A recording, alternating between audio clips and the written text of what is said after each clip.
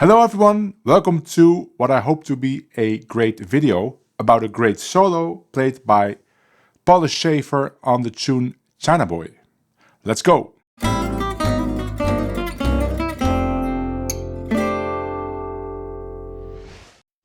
I found a video of a live performance on YouTube with a rhythm section and two soloists, Paulus Schäfer and Moses Rosenberg, playing a bunch of tunes, but we're focusing on China Boy. And I was struck on the different approaches to soloing on these changes. And the reason I was struck by it is because I know that they originate from the same school, the same style. And I always refer to it as the Dutch style of Gypsy Jazz, and that is not maybe an official thing. But by that I mean that it is a style that originates with, well, of course, everything originates with Django Reinhardt, let's not forget that. But then in the Netherlands there were a couple of players that got really famous, either inside the Sinti community and or outside. And two of the main players are Wasser Grünholz and Fabi Lamartine.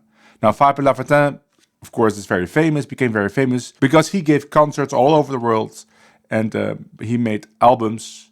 But Wasser Grünholz, he never really played in public. He mostly played during church services. So the Dutch Sinti would hear him play very often, but not outside of that community.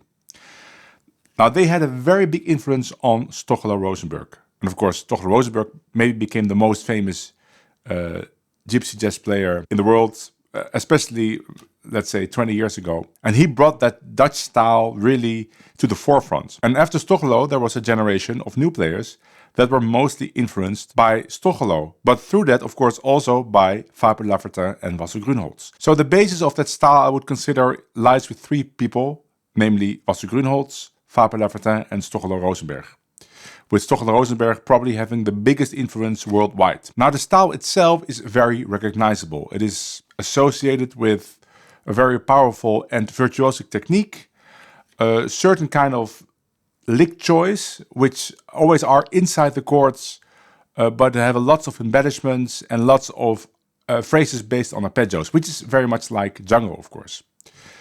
But the funny thing, though, is that the current generation of players, even though they all play in that style, they have different approaches. And it is very interesting to see what those differences in approach are. So my plan is to both study Paulus Schäfer solo and Moses Rosenberg solo and decode what they did with the ingredients of the Dutch style, so to say. So today's turn is a Paulus Schäfer solo, and then the next video will be Moses Rosenberg. So let's get started with phrase number 1.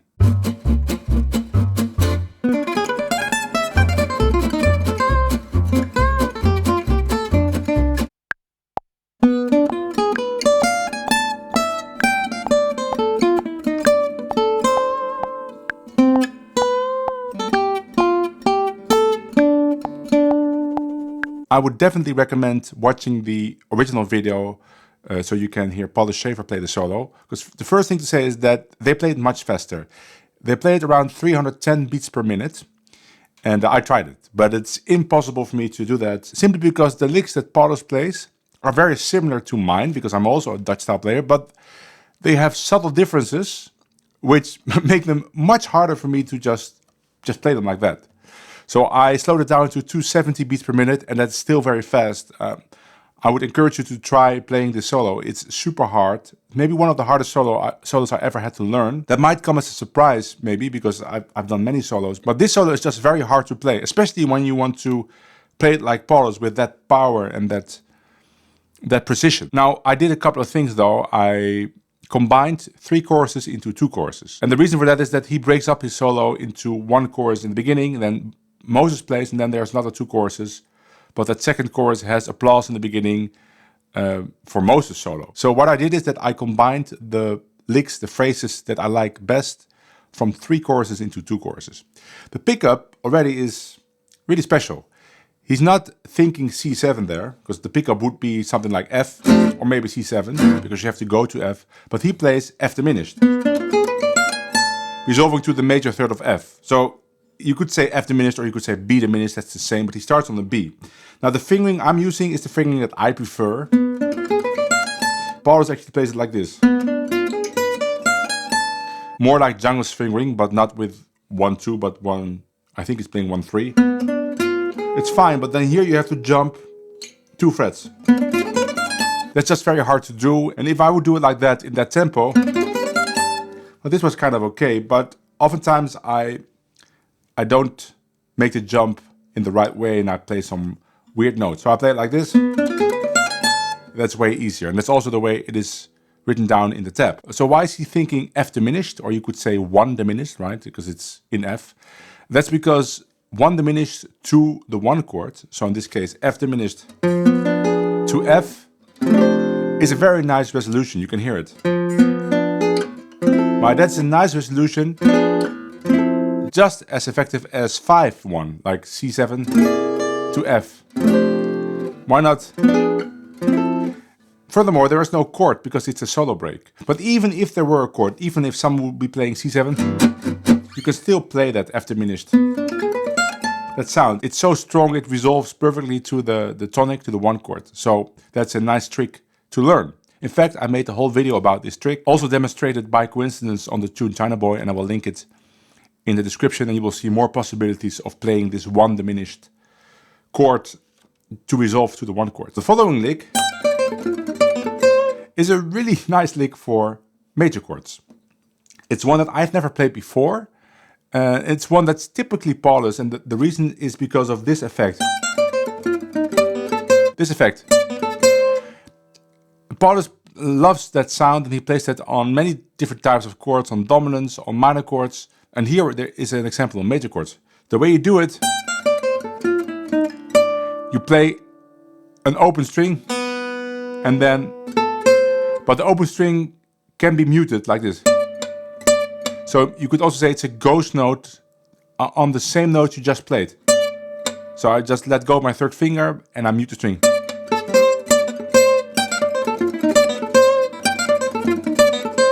But it's also kind of an open string, and it doesn't really matter if you hit an open string or mute. It's more of a rhythmic effect, but it's a very powerful and it's very ear-catching. And then he goes to a melodic phrase, which I've heard played by practically every Dutch-style gypsy jazz player I know of, including me. I play that a lot. It's a beautiful phrase, and it almost fits anywhere if you have a major chord. The bend is really nice, and we can learn from that bending to the 5th on a major chord, on the 1 chord or the 4 chord, is just a nice effect, even if you only do that. That's really Django. Django would do something like that. And then the continuation, I would say it's typically part of the Dutch style vocabulary. Let's go to the next phrase.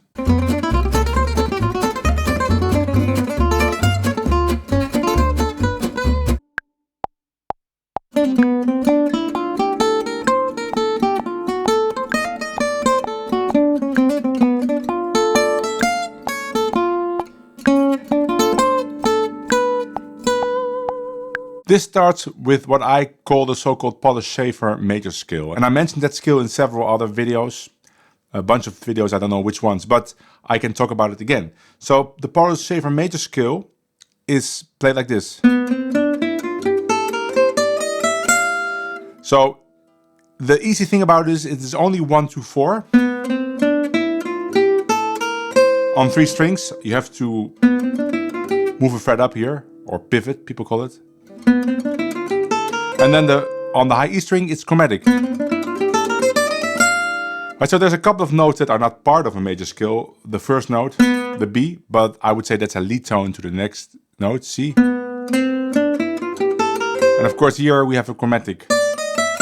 So it's not really a major scale. That's why I call it the Paulus Schäfer major scale. And the reason I call it that is because he plays that a lot. The great thing about this scale is that it has 13 notes. So you can either play it in 8th notes and land on the beat. If you start on the beat, let's say you start on beat 1, then you would end on beat 3 in the next bar. 1, 2, 3, 4.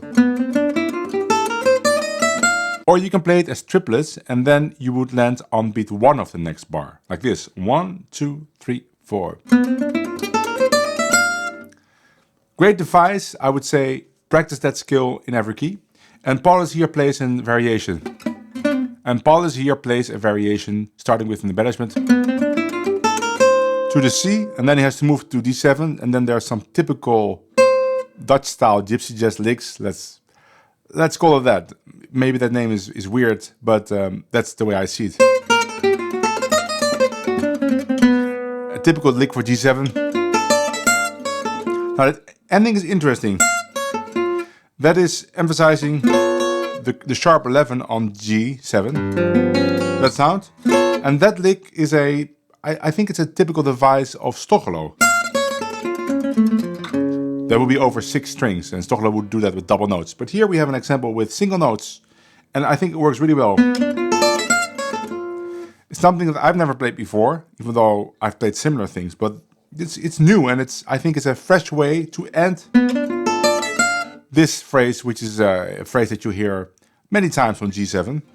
But you end like this, and you add a new flavor to it, which is, I always welcome new endings to phrases I know. And then this phrase, that's another signature Paulus lick. And you might say, well, that's actually a very obvious idea, right? You play a D minor 7 over G7, and then you end on the major third. Yes, it is obvious, and I've played similar ideas or things that resemble it, but this exact way where you start with the major 7 of D minor, or with the lead tone to the root of D minor, and then you play this rhythm, that is something that is really part of Paulus Schäfer's solos, of his style, and there's not many other people that play it this way. So although this little phrase might be an obvious thing to play, it really identifies Paulus Schäfer in my ears, because he plays that a lot, and it's very ear-catching, and it is very satisfying to hear that resolution from the C here to... So I would invite you to also practice this lick in all keys. Let's say you have G minor 7 to C7, then practice it there. B flat minor 7 to E flat 7. So you play this kind of stuff on either 2-5 or just on the 5 chord, or even just on the 2 chord. Let's say you have a modal tune like only D minor, like So What, you could do that still.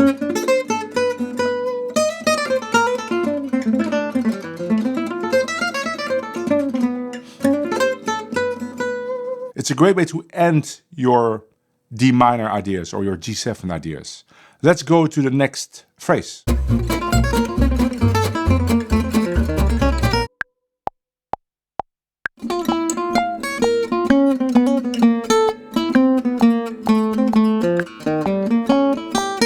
And here we have a great 2-5-1 lick. And it's a specific 2-5-1 lick, namely one where the 2 chord is a half diminished chord, and then 5 to a major one, right? Like G half diminished, C7, F, which are the chords of China Boy here.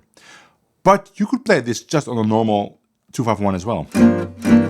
Yeah, you're playing D flat on the G minor, but if you think of it as something that resolves to F, or maybe you think about playing 2 bars of the C7 and not outline the G minor 7, it's fine to do that. And even though there's a clash there, right, the D with the D flat, it still sounds great because you're resolving to the 1 chord. But in this case, of course, it fits perfectly with G half diminished.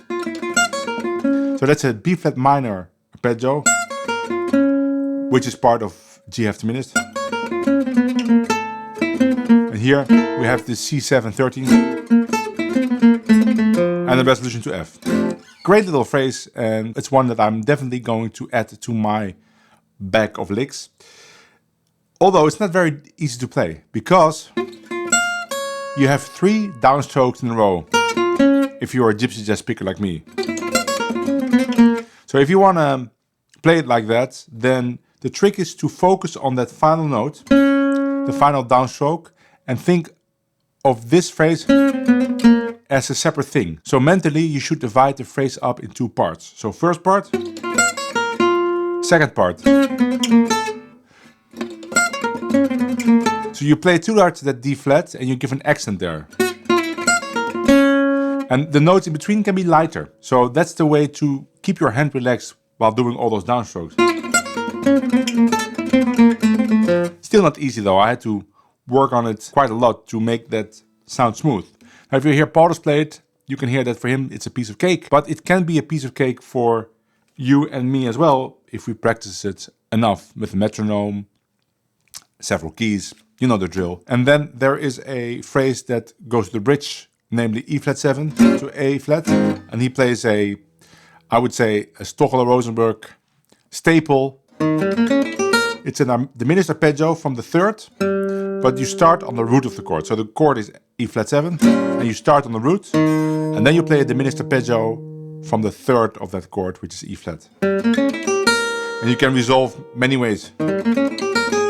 This is the way Paulus resolves, even though the A flat is delayed. We'll get to that in the next phrase. Or you could resolve up to the third of A flat, or even down to the major 7. Or even up to the fifth. That's what Stochler does a lot, and he would slide. Something like that. Let's go to the next phrase, which is the start of the bridge.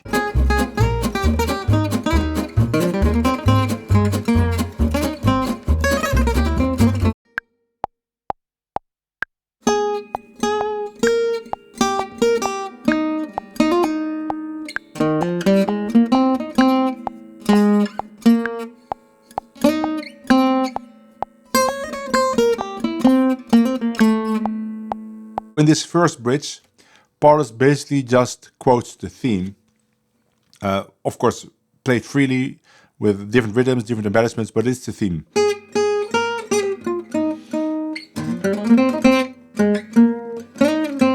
So it's nice to learn, but it's not really something that you could play on any other tune but China Boy. But then there's an interesting phrase to go back to the third A part. So that is a typical phrase for C7, but here's a little trick. There's two ways to playing that first embellishment. The way that I would usually play it is like this. So there's a hammer-on, and then an upstroke down, and I would get a double down. I think that's the way I play it in performance. But I learned from Paulus that there's a different way of playing that embellishment, that triplet. And that is to play it like this. And then down, pull off, up. And I really like it because there's an accent on the highest note of the triplet. And you avoid a double down. Now Paulus uses both ways. I don't know which he uses here, but I would encourage you to practice that, for me, new way. I'm gonna use it more. In fact, you could do it here too. It's really very articulate. I have to get used to it because it's not the way that I would do it, and I think it's also not the way that Stochler would do it. Stochler would mostly do like that, which is also fine, and maybe in practice you won't hear the difference that much, but technically I think Paulus' way is easier if you get used to it. Let's go to the next phrase.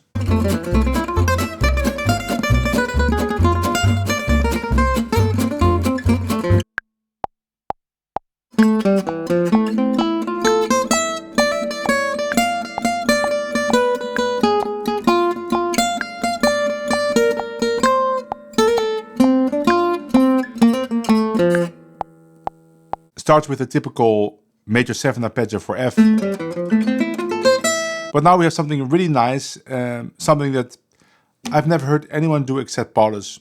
Maybe he will tell you that he got it from someone else, but I definitely got it from Paulus and no one else. It's where you play just a diminished arpeggio. The chord there is G sharp diminished. And you just play every note 3 times, but still 8th notes. It's quite difficult because there's many double downs, right? You play down, up, down, down, up, down, down, up, down. You have to give an accent on every start of a new note. You hear that tapping of my right hand. I will exaggerate. Every time there's a double down, you hear this tapping. And you might think when you hear that is not the right way to do it. There should be no sound. But in fact, that's the way that at least Tochelo does the double downs. Every time he does a double down, there's this tap on the guitar. And you never hear that because there's always a rhythm guitar playing, or maybe a drummer or something, a piano. It's not a bad thing. In fact, if you hear that, you're probably doing it the right way. You're tick, tick. That means you're really making that motion of double down from a half rest stroke to a full rest stroke. If you don't know what that means, please check out my technique video where I discuss those concepts, half rest stroke, full rest stroke, and how to practice it. Anyway, this lick is great.